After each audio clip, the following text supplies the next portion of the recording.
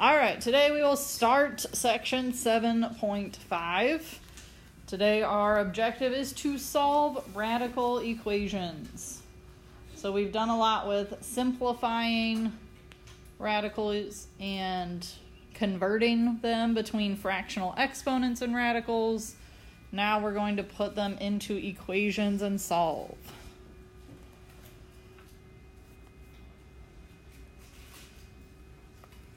Whoop, too fast. All right. A radical equation is an equation that has a variable in a radicand or has a variable with a rational exponent.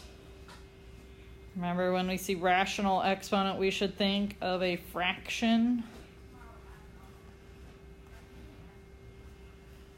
So if the variable is under the radical, or it's being raised to a fractional exponent. So they give us a couple examples. 3 plus the square root of x equals 10. Or another one, parentheses x minus 2, all raised to the 2/3 power is equal to 10. These are just a couple examples.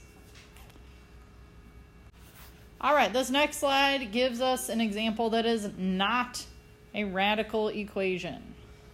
And it asks why. Square root of 3 plus x equals 10. Can anyone think why this one would not be? Lanaya? Good. The x is not under the radical. X is not under the radical.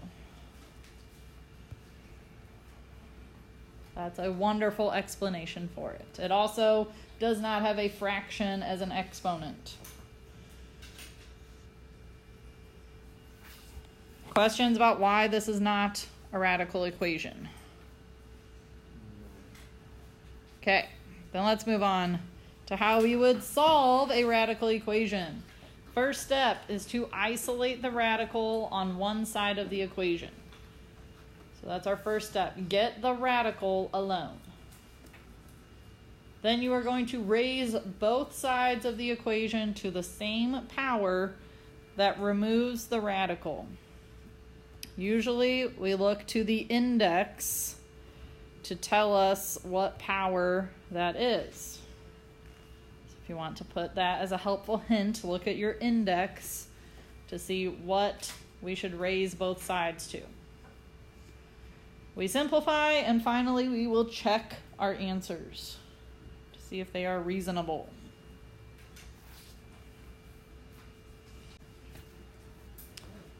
First one, 2 plus the square root of 3x minus 2 equals 6. Step 1 said to isolate the radical. So if you want, you can put a big circle around the radical, put a box around it. We need that to be alone before we can do anything else. Is it alone right now? No. What's next to it? That 2 out in the front. So we need to get rid of that 2. How are we going to get rid of it? Subtraction is a great idea. If we subtract 2 from the left side, we need to subtract 2 from the other side, or from the 6. Okay, so we still have a square root of 3x minus 2. Now it equals 4. All right, now is the radical alone? Yes, it is. So our next step is to raise both sides of the equation to a power that will get rid of the radical. What power do you think that would be? The second power. I said look to the index. If we have a square root, we should know our index is 2. Also, they put it at the top of the slide. So the whole left side, that whole thing gets raised to the second power. You don't really need the parentheses, I just like them.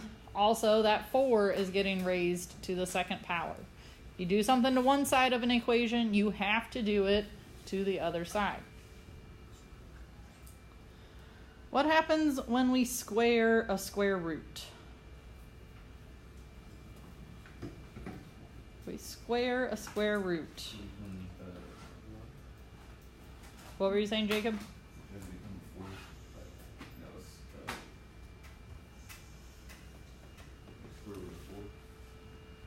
No, are you talking about this side? No.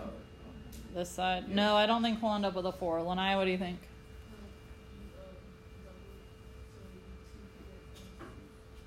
Okay, that's true. If we're squaring something, we have the same thing twice. But I'm talking about in general, so we don't have to write quite as much work out. Charles, what do you think? It'll be the same. It's not radical. Very good. If you square a square root, the result is the same thing, but without a radical now. So we're left with just 3x minus 2. We could write it out the long way. For example, this is just not anything to do with this problem. If we take the square root of 3 and square it. Before, we were writing that out. Square root of 3 times square root of 3, square root of 9. The square root of 9 is 3. Okay, we had been writing things out the long way like that to show how we got there. I am not going to recommend you do that if what's underneath the radical is more complicated. The end result is that a square root and a square are inverse operations, meaning they undo each other. So in a sense, the square cancels out the square root. A square cancels out a square root. Does that make sense? Okay, I'm not going to recommend that we expand it and multiply it out the long way like we were doing when it was just a number. It's true, it would be the same thing. It's just going to be very ugly to do it that way. But we're not done. We still have to square 4 also. What do we get? 16. You think we're done with this problem now? Why not? Okay, we still don't have x, so we are going to keep on going. Now we're throwing it back to our Algebra 1 skills. We add 2 on both sides. We get 3x equals 18. Last step to get x. Divide by 3. What do we get for x? 6. So we end up with x equals 6. What was the last step of solving these? Check it. So we got to plug it back in and make sure that it works out okay. So here's our answer. Now I'm going to check it. So I'm going to plug in the 6 for x. So I rewrite everything just the same way. And I plug in 6 for x. When you plug something in and you're trying to check it, don't move things around. You're not solving it again. You just need to simplify. So the side that says equals 6, it's going to keep saying equals 6. There's nothing for me to do with that 6. Does that make sense? Sometimes when I ask you to check problems, I see people start trying to subtract the 2 and do all that. Don't do it. Just simplify what's already there without moving things around. To start simplifying, we should start underneath that square root. We are going to take, I don't know why I added extra parentheses in there, sorry. We are going to take 3 times 6 and get 18. Okay, what do you think we need to do next? Okay, 18 minus 2 is? What next? Square root of 16 is 4. Finally. Good. We should end up with 6 equals 6, so we know we got it right. I wrote it off to the side here because I ran out of room at the bottom. All right, so we're trying to get this radical alone. I agree we should add 6 to both sides. That leaves us the square root of 5x plus 1 equals 6. Is the radical alone now? It is. Who can raise their hand and tell me what to do next? Charles? Screw everything on the radical. Do what? Square everything on the radical. Not just under the radical, but also Outside. The other side. We got to square both sides. If you square one side, you got to square the other side. Okay, when we square a square root. All right, if we square a square root, those operations are inverses. They kind of cancel each other out. So we are left with 5x plus 1 equals 6 squared is 36. Who can tell me what they did next?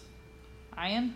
Subtract 1 and divide 5x of the 35, and you get 7. So I would be careful about how you phrase that. I agree we should divide, but what are we dividing by? Okay, just by 5. So we should never divide both sides by a variable, only by that number. And we get x equals 7. Okay, are we all okay with x equals 7? All right, so now comes the part where we check it. So when we check it, all we have to do is plug it back in. So 5 times 7 plus 1, all underneath the square root, minus 6 equals 0. That's what we're trying to check. So if you want, you could put a little question mark over that. We should start underneath the radical. What is 5 times 7? 35. Then what should we do? Disagree. Okay, we got to keep everything under the radical trapped together. It doesn't want to have anything to do with anything outside the radical. So we got to do the 35 plus 1 first. You can kind of treat the radical like it's in a big set of parentheses on its own. Does that make sense? It's underneath the radical. Think about the radical like a grouping symbol. It's sticking all of that together. Can't break out. So we end up with the square root of 36. Okay, square root of 36 is 6. 6 minus 6 is 0. So did we get it right? We sure did. When you're seeing radicals and you are applying your order of operations, you can think about the radical like a grouping symbol. It's grouping it together like parentheses would. Or you can see a radical as an exponent, right? Because we could always write a radical as a fractional exponent. So either way, everything to do with the radical has to happen before you think about any subtraction. Right? If it helps, you can write that little reminder at the top of your page for your order of operations. All right, number 3. 3 times the square root of 2x minus 3 equals 9. First thing we want to do is get what by itself? The radical. The radical needs to be alone. So if it helps you to box or circle in the radical piece, to focus on that, you can. Jacob? Is the 3 part of the radical? It's a good question. Is the 3 part of that radical? Yes. No. What operation is happening between the 3 and the radical? Multiplication. So if you want to rewrite it as 3 times with a dot the radical, you can. We just don't usually see it written that way. It's a good point. So we need to get that radical alone. What do you think we should do first to get it alone?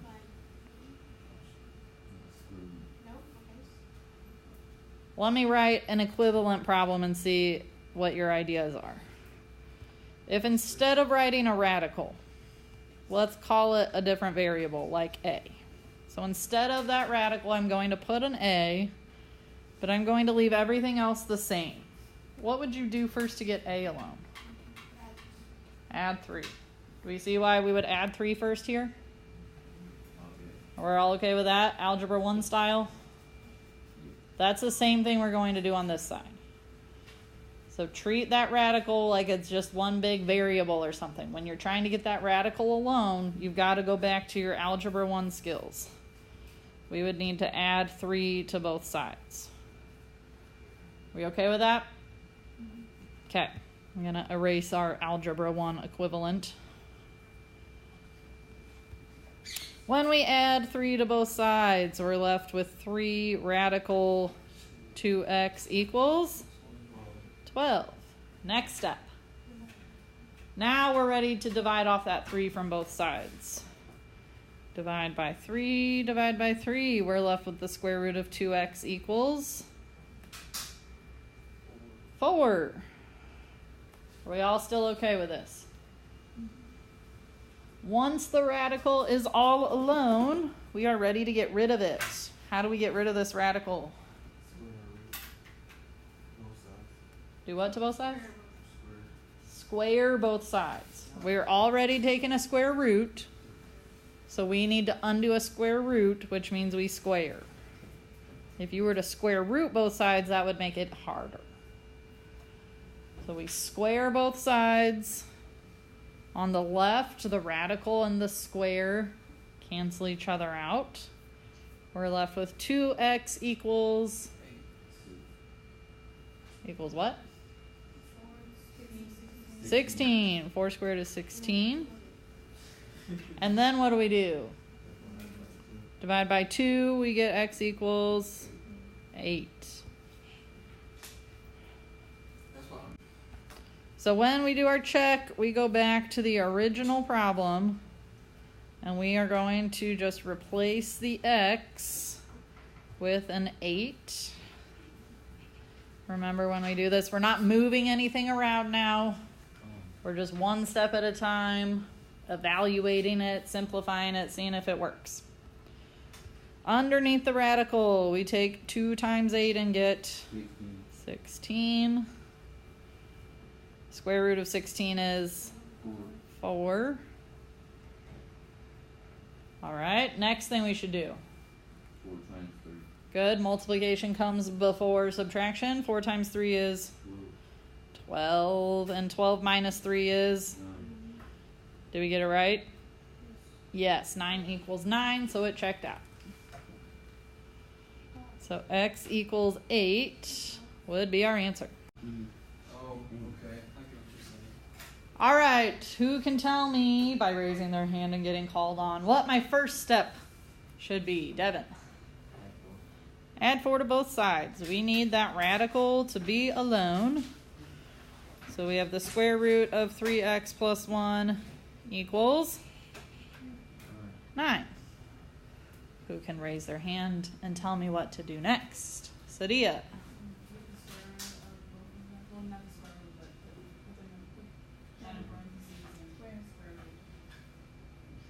Square them. Okay, square root means we're using a radical. Square means we're using an exponent. Okay, we've already got the radical. We want to get rid of it. We use an exponent. So we square both sides. We're left with 3x plus 1 equals 81. Who can tell me, by raising their hand, what they did next? Caden? Subtract 1 on both sides. 3x equals 80. Who can tell me my last step? Izzy? Good. We divide both sides by 3. On the left, those 3's reduce or cancel. So we're left with 80 over 3. That does not reduce, so we leave it as a fraction. Leave it alone. Doesn't turn out nicely. It's fine. Last thing we have to do on these is check them. So if we do our check step, we have to plug in 80 over 3 for x back into the original problem.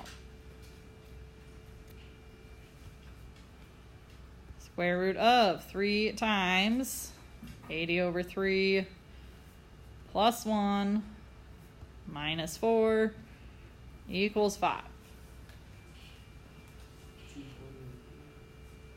So if we take 3 times 80 over 3, yes, 3 times 80 is 240, but then we divide it by 3, what do we get? 80. So we get the square root of 80 plus 1 minus 4 equals 5. 80 plus 1 is? Square root of 81 minus 4 equals 5. What is the square root of 81? 9. So I'm going to continue this over here. 9 minus 4 equals 5. What's 9 minus 4? Did it work? It sure did. So our answer would be 80 over 3. We will move on to solving radical equations with rational exponents.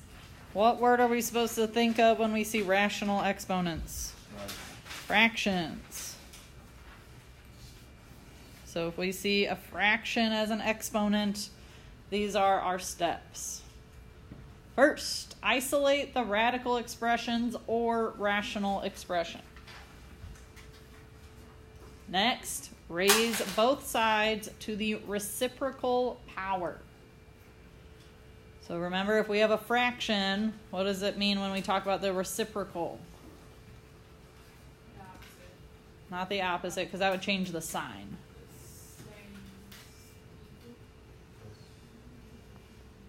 It's like flipped around. Flipped around. So the reciprocal is when we flip a fraction. If you want to make a note about that also, do that. It's when we flip it. Then we'll simplify and check.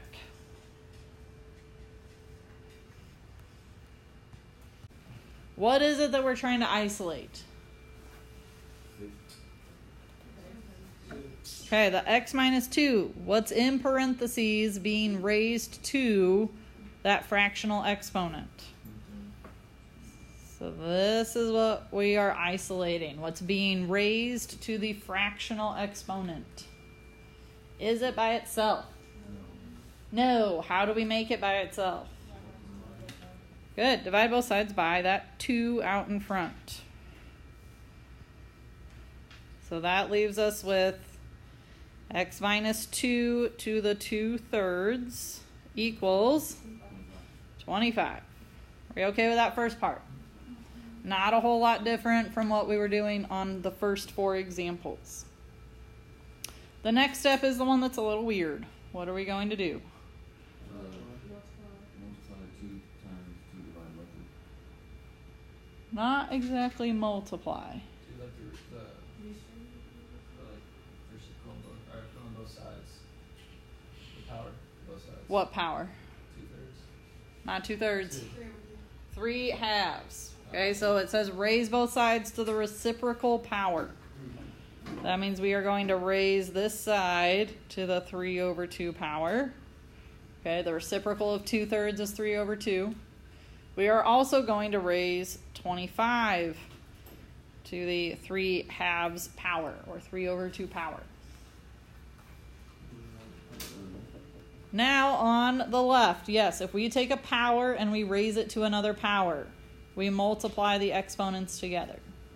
So if that's what somebody was trying to say earlier, we were just getting a little ahead of me. Okay, a power to a power we multiply. What happens when we take 2/3 times 3/2? It turns into 1. That's what we want. We want there really to not be an exponent anymore. We would just have x minus 2. If it's being raised to the first power, we don't need to write it, which means we don't really need the parentheses anymore. Then we've got 25 raised to the 3/2 power. I would recommend using a calculator or turning this into a radical so that we can simplify it. Okay? If we're going to go the radical route, I know some of you know how to use your calculator to help you out with this, which is fine. But if we need to go the radical route, how do we turn 25 to the 3/2 into something with a radical?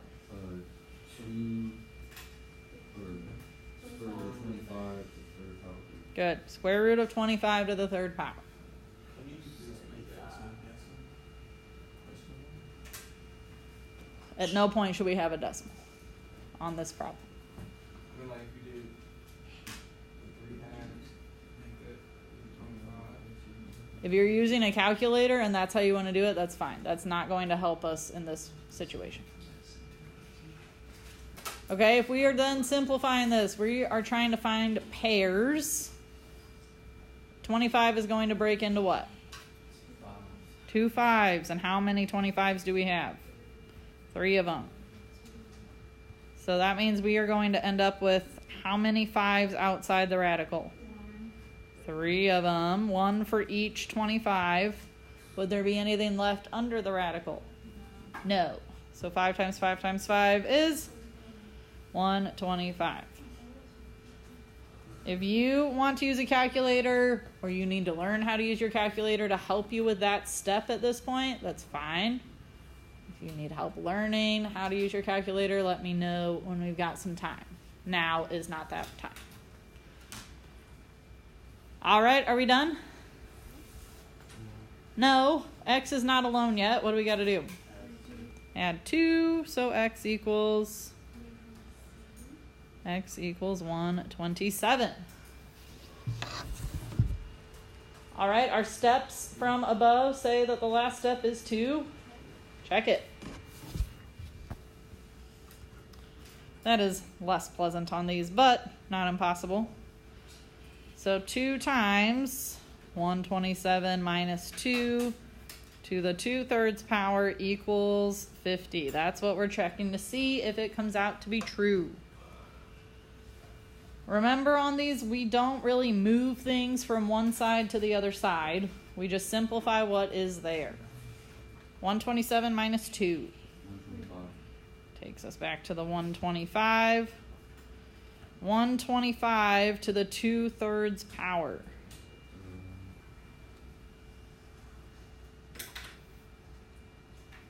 Good calculator skills will serve you well. It comes out to be 25. And then we have to take 2 times 25, we get 50. Did it work? Sure did. So our answer would be x equals 127. Okay, 125 to the 2/3 power means we're taking the cube root of 125 squared. The cube root of 125 is 5, but we had 2 of them. 5 times 5 is 25. Or get comfortable with your calculator. Are we ready for the next example?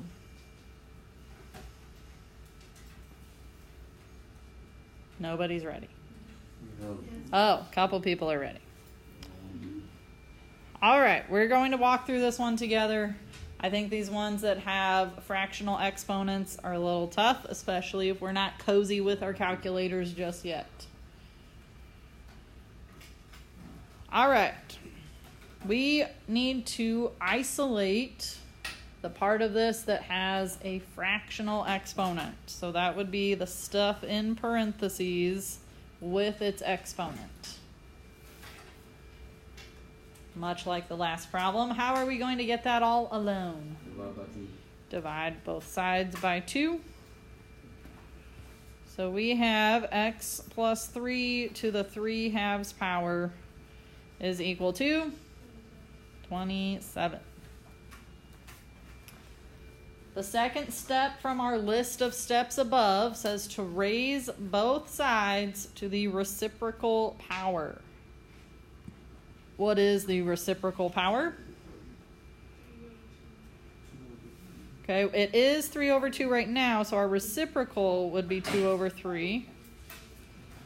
Are we okay with that? I think this is like flip-flop from the last problem. All right, on the left side, a power raised to a power. We multiply them and we get 3/2 times 2/3. We get 1. So we're left with x plus 3 to the first power, or just x plus 3. If we are taking 27 to the 2/3 power, what do we end up with? Kaylin? I don't think it'll be 18. I would agree with 9. If we need to see that in radical form, we are now taking a cube root of 27 squared, or 27 times 27. Okay, so for each 27, it would break into 3 3s, right? We're looking for groups of 3. We found 2 groups of 3. They both happen to be 3s. 3 times 3 is 9. Sorry. Okay. We all right with the 9? Either because our calculator said so or because we were able to work it out up here. Last step. Subtract 3. What do we get for x? 6. Then we want to check it. 2 times 6 plus 3 to the 3 halves power equals 54. 6 plus 3? 8. Whoa, 9. 9 to the 3 halves power.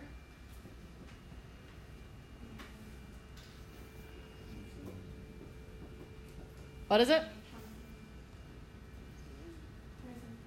I would agree with 27. And 2 times 27. 54. I'm glad one person knows what 2 times 27 is. So it worked. Our answer of x equals 6 is correct. Step 1, we need to isolate the part of it that's being raised to the fractional exponent. How do we do that? Divide by 4. So we have x minus 9 to the 1/3 equals 2. We have to raise both sides to the reciprocal exponent, which is a 3 over 1 or a 3. We already talked about that a little bit. If we take 1/3 times 3, what do we get? 1. Okay, that's what we wanted. We wanted an exponent of 1 because an exponent of 1 does not need to be written. It's just x minus 9. Equals 8. 2 cubed is 8. Last thing. Add 9 to both sides. We get 17. Are we okay with that? Yes. Yeah, I don't feel with that, but Couple people are okay with it. Anybody not okay?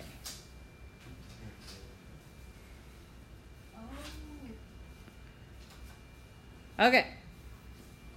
We are going to go on to the next one because I want to practice as many as we can. So hopefully you checked yours.